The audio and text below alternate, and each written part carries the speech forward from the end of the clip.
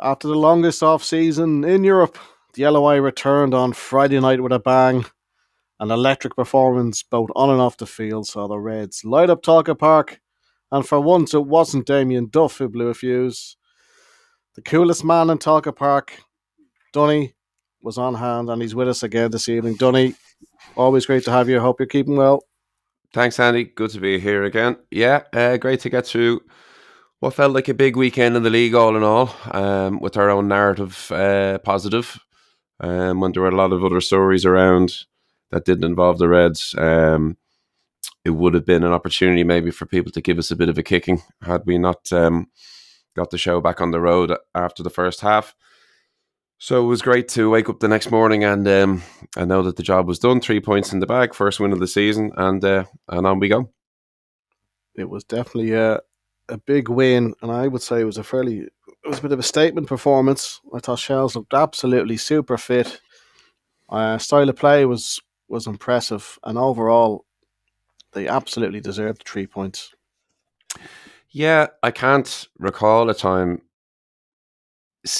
under Damien Duff anyway where we've played Derry and it's been so one-sided, or there's been really no ifs, ands or buts about who should have won the match, where the margin has been pretty conclusive and wide, obviously apart from their winning the cup final perhaps, but on our side it was as comfortable a modern performance against Derry as we've had, and frankly, maybe more people would have been talking about it had Meepo's chances gone in the second half. We could have been looking at 5, 6s and so on, but we don't have to show our hand maybe too much on the opening night. But it was, as you said, it was a bit of a statement.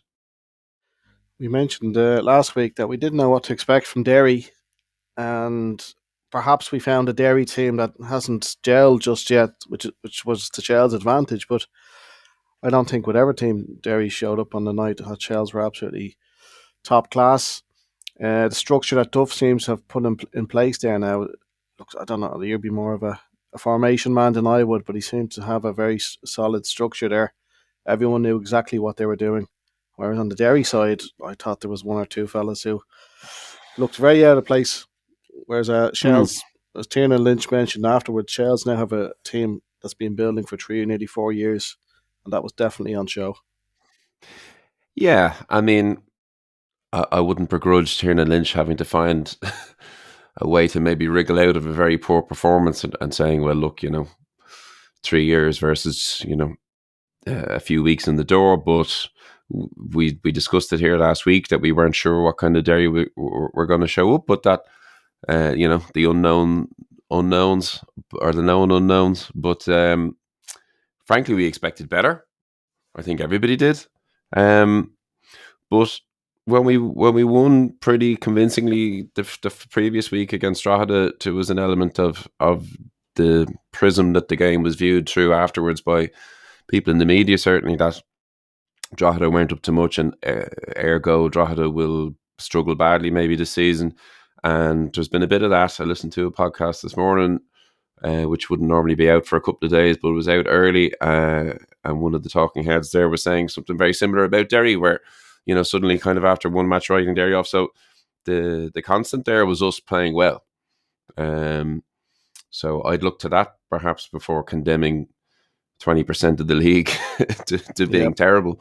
And Derry showed flashes, and they always will. They have very good players, but I was very pleased with how we managed to keep. We'd spoken about Boyce particularly before the game, his pedigree coming from Hearts and so on, and I thought we marshalled him extremely well.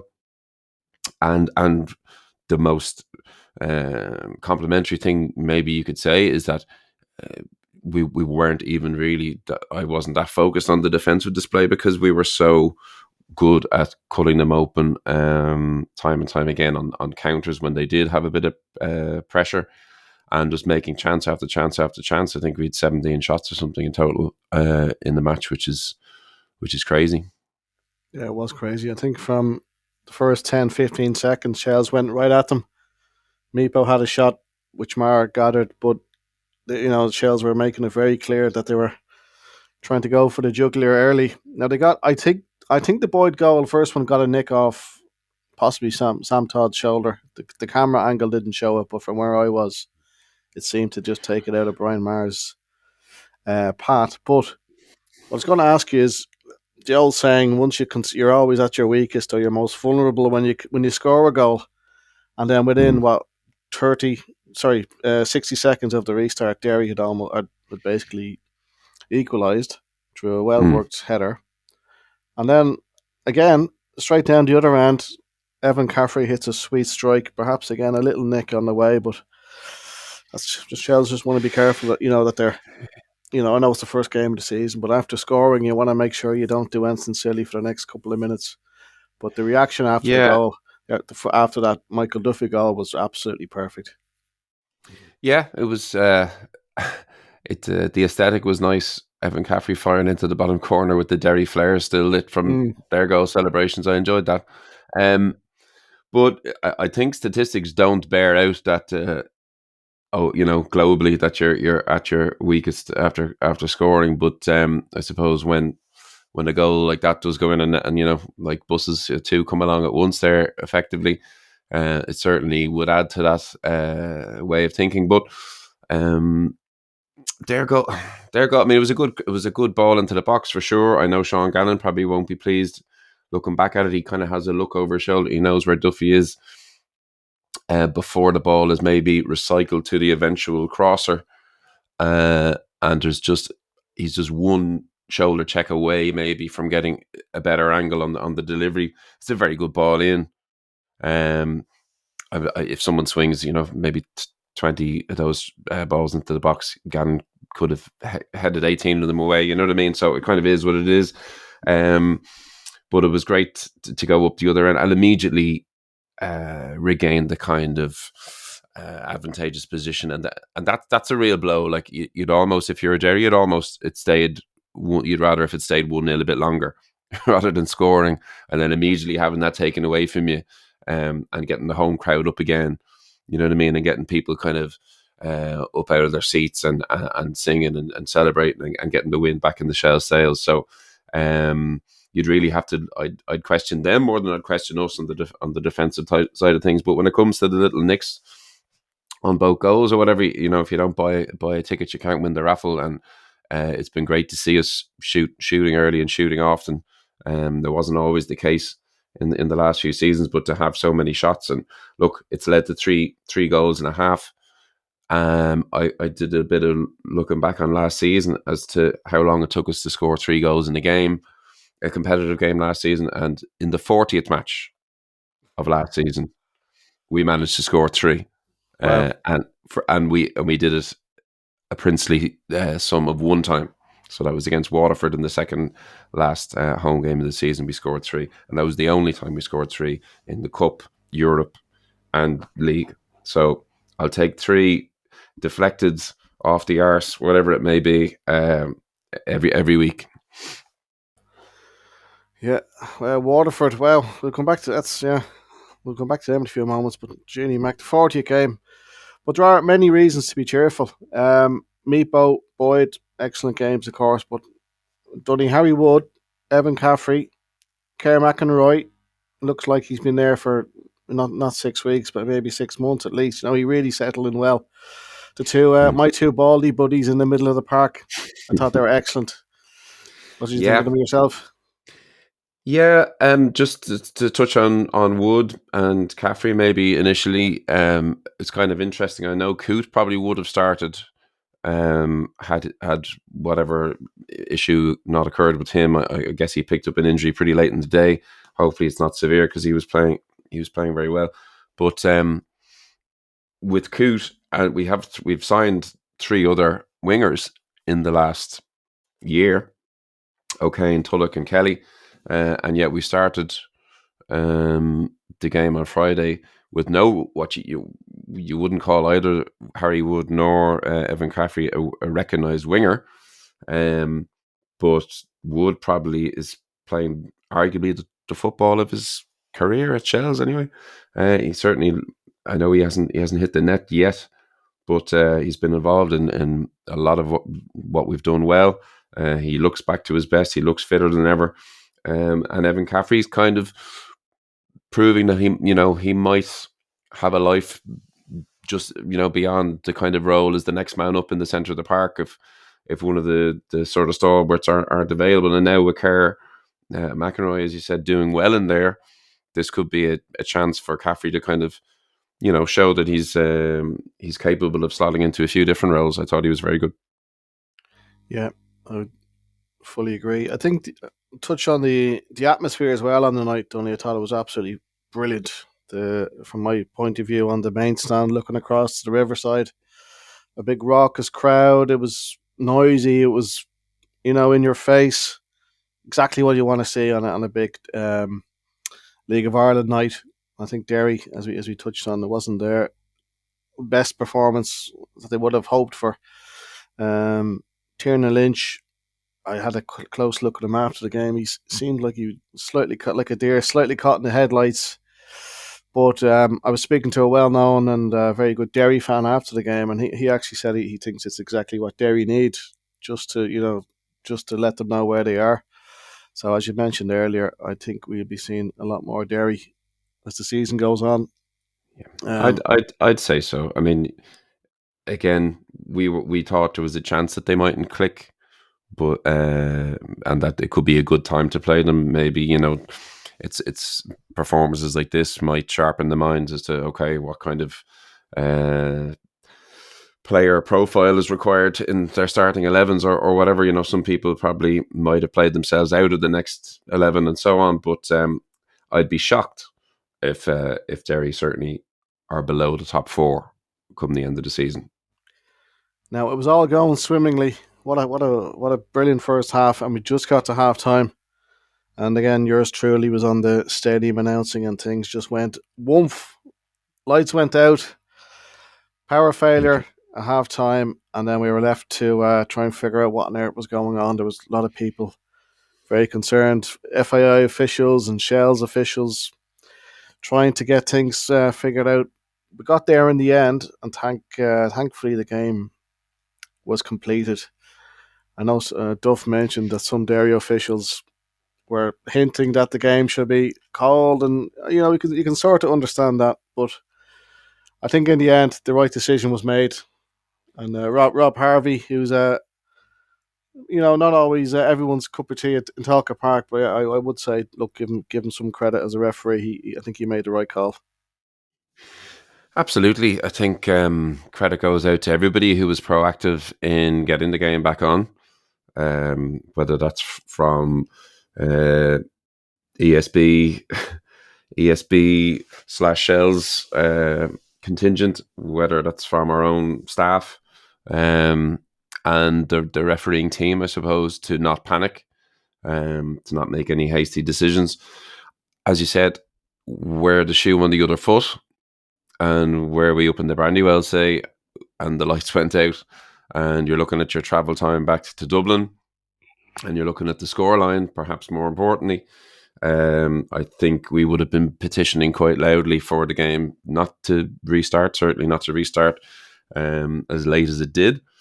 But ultimately, as I sort of said at the top of the show, that like when you wake up in the morning and the game has been played, I think ultimately, even for Derry, some of their more honest broker fans might have to admit that it's probably better that, on the night that the game was fixed to be played, the game was played, and you don't have to come back and revisit it on a Monday or a Tuesday night further down the line. We certainly wouldn't have wanted that. So, respect and credit to those who got it back going again. I recall, I'm not sure if you were there, Andy, it was on Halloween night. I don't remember the year, but it was in the bad old days against Sporting Fingal.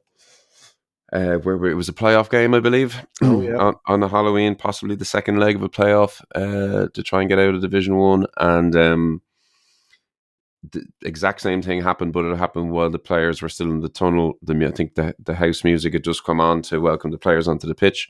The players were below us. The tunnel had been pulled out. We were in the newsstand that night. And then, the lights went out in Georgia. And that was it. The game never got played that night. So I was not massively hopeful, particularly as it ticked on. having seen a game go that way and not be able to be restarted. Floodlights aren't just like flicking on your bathroom light at home. But yeah, God bless those who pulled together and got it done, because live on TV, the first game back, the defending, even though that word might be banned in the dressing room, the defending champions and so on. The narrative would have been there for our hands to be put out and slapped for putting ourselves in this sort of box seat, and then through no fault of our own, something unfortunate occurring that led to us having egg on our face. Yeah, well, I think everyone was in the unknown. Now, in my previous life, Donny, I was a Leinster Senior League referee, and um, I was talking to some people after the game about the reason and the pressure that would be on the referee to get that game completed. As you said, he's got TV considerations, radio or live. You got 5,000 people there, and it's not about I think he probably pushed it as far as he could. So all these things have to be taken into consideration. The referee's under a fairly immense amount of pressure to make that call, and I think I would give him a lot of credit. I think he made the right call. I think he allowed an extra 15 minutes after 9:05 just to see what was happening. So yeah, so well done, Rob Harvey. I would say I I said, have. Sorry, go ahead, Donny. no, I was just going to say, I hadn't thought about it until just listening to you there. I would say that this is a kind of a one-off, and one that you'd hope would be a one-off. I hope we can do some checks at Tolka to make sure that whatever it was just one of those anomalies that you can't help. Because I'd say everybody kind of gets a mulligan on this, that Mm. you're allowed one, but were this to happen later in the season at any point, then we would again be figures of fun and so on. So I think one every few years is perfectly fine. It can happen. It's nobody's fault. I just hope that we know we never have to be back here again anytime soon. Yeah. Well, the power failure added to the drama. And also, one thing I noticed, Tony, that even after one game, I think let's say the game finished what 10:30ish Friday night, but by 11 o'clock, the LOI world was in meltdown. You know, Duff and Shelburne seem to have the rest of the league on a string. Because they just get so wound up about little old Shels, and it's an absolutely beautiful thing to see. I just love it.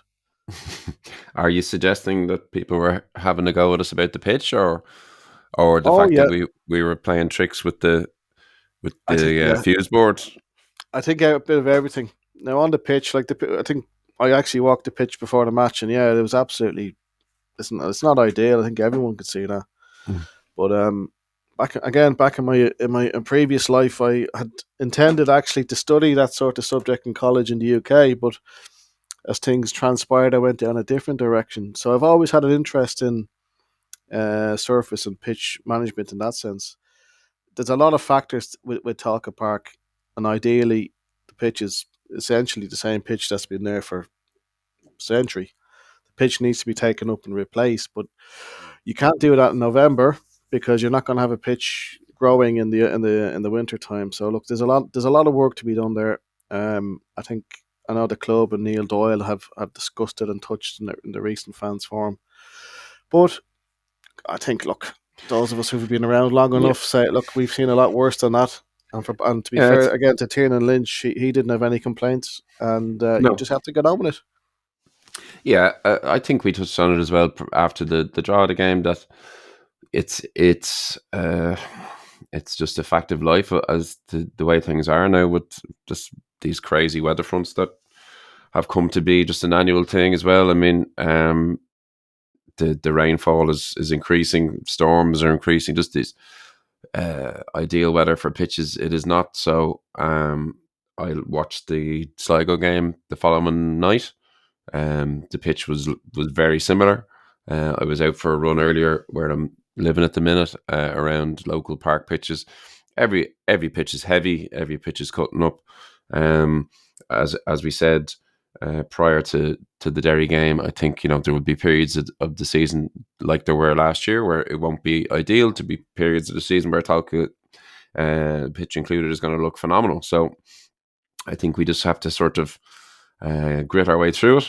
And look, people like Harry Wood and so on had no problem playing on it. They were, doing exceptional things, beautiful deft touches, silky skills, and whatever. So if he can do it, then it's it's up to everybody else to try and do the same. Yeah, well, hope for more of the same this Friday. It was an absolutely brilliant performance, and of course the 3 points were the key to it. We had some news earlier today, Donny, that an interesting move. Young defender James Norris has joined Shels on loan from Liverpool until the end of the season. So Duff, as you mentioned again a few weeks ago, was keeping an eye out, and by all accounts, James Norris is very highly regarded, isn't he? Yeah, I the benefits, the previously unknown benefits of doing this pod. I had someone reach out to me on Twitter last night through a direct message. So thanks to that listener.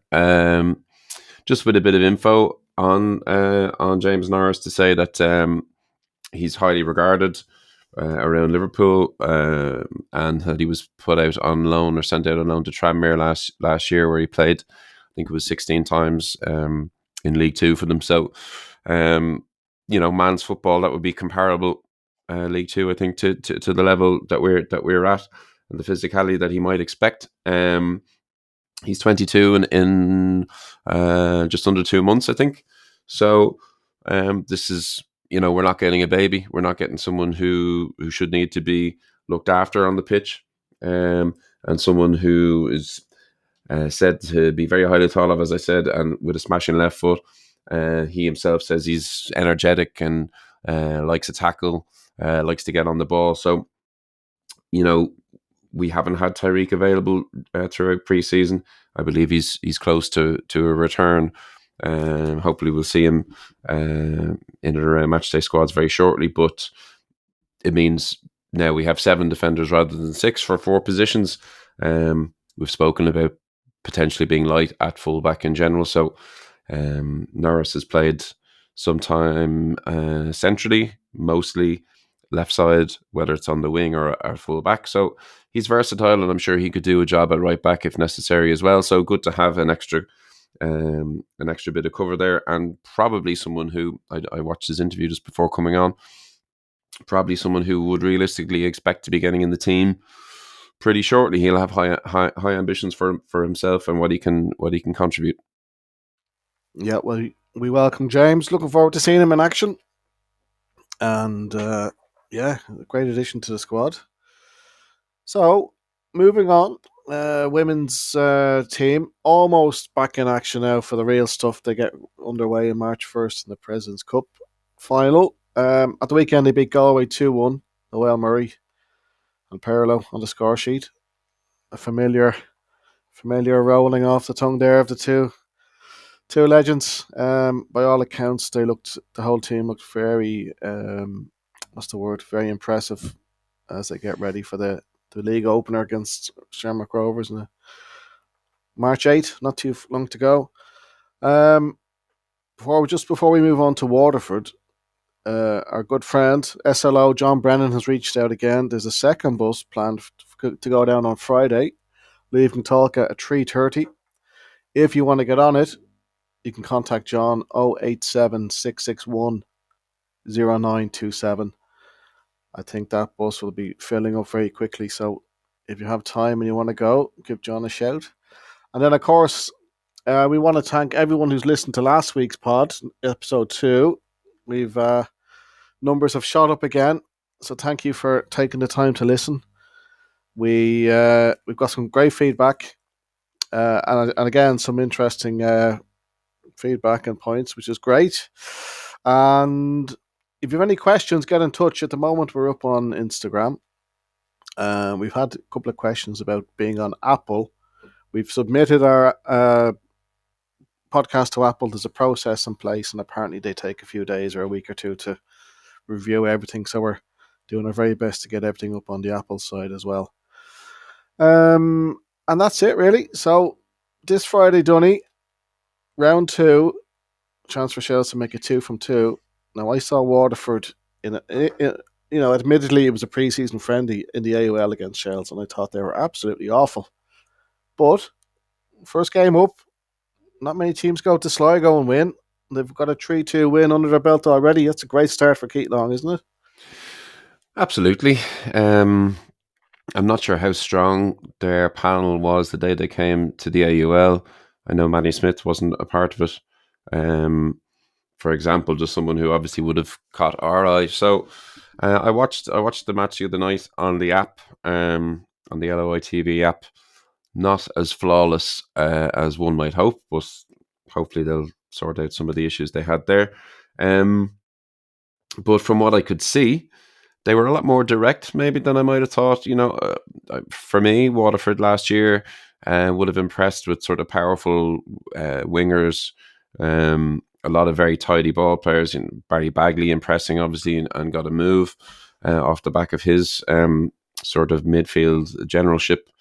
Um, and of course, Porrick Hammond up front, nipping in, scoring a lot of different type of goals, poacher goals. Um, and showing that he still has plenty to offer. So their performance the other night was a bit different, and I don't know whether it shows that they're going to be a different side this year in their approach, or whether they just sort of go horses for courses, because they went very direct very early. It was really in the first half that I thought they laid a marker down against Sligo, who started very sloppily. I thought just really uninspired to be in front of your home fans, to be the only game of the day, having a good crowd in for the opening night against a team that on paper they probably would have thought, okay, well, this is a winnable fixture. I thought they were very lethargic. They struggled to move the ball well, and they were really cut open quite frequently by Waterford. And as I said, there was a lot of sort of back to front, more so than I would have expected from Waterford, but it was paying dividends. So they just kept at it. Their second goal directly from a corner, almost, it's a bit of a catastrophic one under the crossbar, and yeah. So ultimately, Sligo made a bit of a go of it second half. Jad scored a lovely goal, showing flashes of the brilliance that we know he has. So hopefully he can, for his own sake, have an injury-free season and contribute there. But Waterford looked, for me, the better team by far, and they'll certainly put it up to us on Friday at the RSC. I would suggest that the pitch, in the RSC, the kind of open nature and slightly wider nature of the field than Tolka Park, or indeed the showgrounds, might suit our front two, might suit Meepo running through the channels, like the sort of balls that Harry Wood was picking out to split the defence of Derry on Friday night. I just had this vision of us being able to zip the ball maybe just a little quicker, a little more frequently, and with a little more potency maybe in the RSC. Hopefully the wind isn't too much of a factor, but it's certainly there for us. I was concerned looking at the first three fixtures last week that, Jesus, if Derry are good and you're rolling down to Waterford, who knows, maybe you haven't got a point yet. Having three in the bag is fab. So going there, hopefully we don't think it's going to be too easy, that we just roll into town. I don't think Duff would allow that kind of mentality, but it's an excellent opportunity to double down and to go into that Shamrock Rovers game there the following week with 6 from 6, puffing your chest out and being going, okay, well, let's see what you've got. Yeah, I think I'm not a weather forecaster, Dunny, but I did have a quick glance at the Waterford forecast for Friday. I don't think it's looking good. The last few trips we've had down there in the semi-final and this time last year, if I recall, were gloomy, damp, dull days. But we left. I think most of us left at the RSC with a smile on our faces. Anyway, it's. I think if everyone's fit and ready to go, I think Duff is probably going to go with the same 11 that he started with. He may, but then again, that's the sort of the charm of Damien. He could easily just make 2 or 3 or 4 changes to keep everyone guessing. But again, as we said a couple of weeks ago, you could see the strength and depth coming off the bench. Ellis Chapman is still obviously trying to get back to full match fitness. And on a nice big wide pitch like the RSC, I could see Ryan O'Kane causing a bit of carnage. coming if you threw him on with 25 minutes to go. So Yeah, it's going to be exciting night ahead. yeah. I think Andy, the substitutions in the two games so far, if we count the Presidents Cup as well, have been very late. So it's felt that way anyway from the stands that we've not really seen, and both games were kind of over as competitive affairs by the time we saw people coming off the bench. So we've yet to really see someone like O'Kane or Chapman have a discernible impact on the outcome of a match, or when the thing's still in the melting pot. So I mean, not that I would wish a tighter, more nervy game on us, but presumably, ultimately, that will be a matter of when rather than if. I think there might be an argument for. I know that James Norris trained with us this morning. We're recording on a Monday. There's a lot of time between Monday and Friday for him to show that he's got something to offer at left back. And is there a decision there possibly for Cameron to move back to left side centre back? If Duff feels that that's his pound for pound best back four, as was kind of indicated last year, with Barrett, Cam, and Gannon. If James Norris comes in and looks incredibly competent, there would be an argument maybe for trying him there and getting the square pegs and the square holes as soon as possible. Maybe a bit of an outside shot there. Otherwise, yeah, injury dependent. You probably go with the same 11. Yeah, it's great. It's a great headache to have. Now our old buddy Keith Long, of course, a man who I don't think has much love lost with Shels during his Bows days. So we're going to come up with him again on Friday. It's going to be like Waterford. I listened to a couple of podcasts across the scene there, and Waterford pre-season were seem to be very doom and gloom. That probably suits them perfectly because, as you said, the best way to silence people is to go out and do the business on the pitch. The Shells have had a decent enough record last. I think we had a draw and a win there last year, Mm-hmm. but the RSA, it's a tricky place to go. On a blustery, cold, windy, wet night, anything can happen.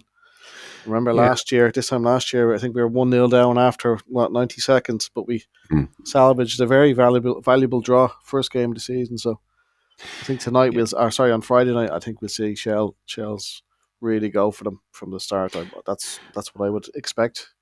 Well, I'd like to think now that the DNA maybe of this 2025 team is more attacking. We can't call it too soon, but after two full games now, you've seen a lot more efforts on goal, a lot more chances created, a lot more shots, and I don't, if that doesn't change on Friday against Waterford, you could be talking a couple of goals at least for us. So, Keith Long's teams are always very well organised. I think genuinely he's one of the best managers in the league. Um, I don't think Bows have done themselves any favours by jettisoning him when they did, but they'll be organised. They'll be tough to beat. But having seen just the amount of chances that we were able to create against Derry, I would expect that we could create something similar. And unless the defence or the goalkeeper has an incredible night, it might be difficult to keep us scoreless. A lot to look forward to this Friday night in Waterford. We're just waiting for, as we record now, we're still waiting for the ticket allocation to be confirmed for Friday. I don't know if it has been or not, but Donny and I are standing by to receive our links to hopefully get our hands on these highly anticipated tickets. So a big crowd Yeah. going down, of course, from Tolka, from Shels, which is great to see. They always make it loud and noisy and colourful. So you never know. Let's get behind the Reds. Anyone who's lucky enough to get a ticket, make your voices heard. And yeah, so Waterford Friday night. We shall see you there. Donny, before we finish up, I know you've been a busy man yourself. You did a very well received piece, Oscailga for RT Online before the Derry game. Can you tell us how that came about? Yeah, I had a bit of a mad week last week with the old media. I did between podcasts, vlogs, and RTE. I had been approached towards the end of last season. I'd spoken on RTE radio as part of the Save Tolka Park campaign on an Irish radio show. The sort of equivalent of the sort of the 6-1, or sorry, the sort of main news current affairs show that they have us going every day. And they kind of kept me on record. I guess it's a lot of people at RTE were kind of, when they were looking for someone to, maybe when Duff just insisted upon himself so much that they had to have some copy, they went back through their files and found me, and they emailed me. So I did one at the end of last season on the run-in, before the last 3 games, and I said, well, look, if you need anything in the future, you can hit me up. So I didn't hear anything until the day before they wanted the article. So I'm not sure I was their number one go-to guy, but yeah, thanks. I got some good feedback on that, and then obviously we did our own pod, and then Friday, I wasn't expecting this at all, and I'm not sure ultimately what will become of it. But myself and Barry Crossan ultimately ended up stood outside Tolka Park below the new mural, with maybe half an hour to go before kickoff on Friday, speaking with the good people from Coppa 90, who I think are the best football videographers, vloggers in the game. They have 1.3 million subscribers currently to their channel. I think I've watched every single video they've ever put out. They do sort of away days, derby days, where they go really in depth on the culture of sometimes lesser known, sometimes not so much, fixtures from the Bombonera to Andalusia to, Eastern Europe, everywhere really. And I think I'm right in saying that they were at Tolka on Friday with us. They were in the showgrounds the following day, and I saw a still image of them with their press accreditations on the field at Lansdowne Road on Sunday. So I assume, I don't want to speak for them, but I assume that what they're doing is a kind of a piece on the renaissance of Irish domestic football, and trying to get a view from all the sort of constituent supporters and whatnot as to what is behind this, and why is it happening now, and so on. So I don't know ultimately how much, if any, of myself and Barry will end up in the final documentary, but they were, Eli and the team were really lovely to meet. Lovely, they walked into the Cat and Cage. I had no idea that. I think Barry had agreed to meet with them previously. I had no idea. Had I known, I probably would have ordered 1 or 2 less pints prior to the match. But here we are. So I just shook his hand and I started talking to him about Tolka. I was like, "Oh, were the lads telling you about, how close we came to losing the stadium and so on and so on?" And he hadn't heard that angle, so we just talked about it. And Barry suggested, bless him, that that I should do it with him. So that was the kind of angle I was coming from.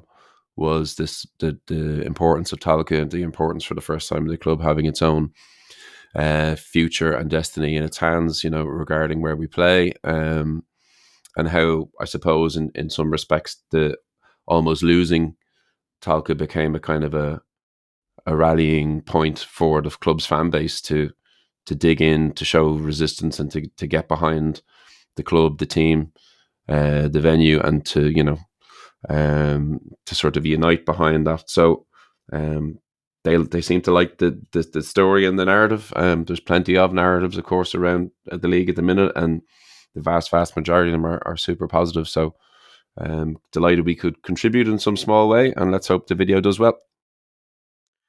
Congratulations, Sonny. No better Reds than yourself and Barry to tell the tales and to get the story across. I believe their subscribership is almost doubled now on the back of your appearance. Well, once the Reds independent crew all sign up, it should be fine.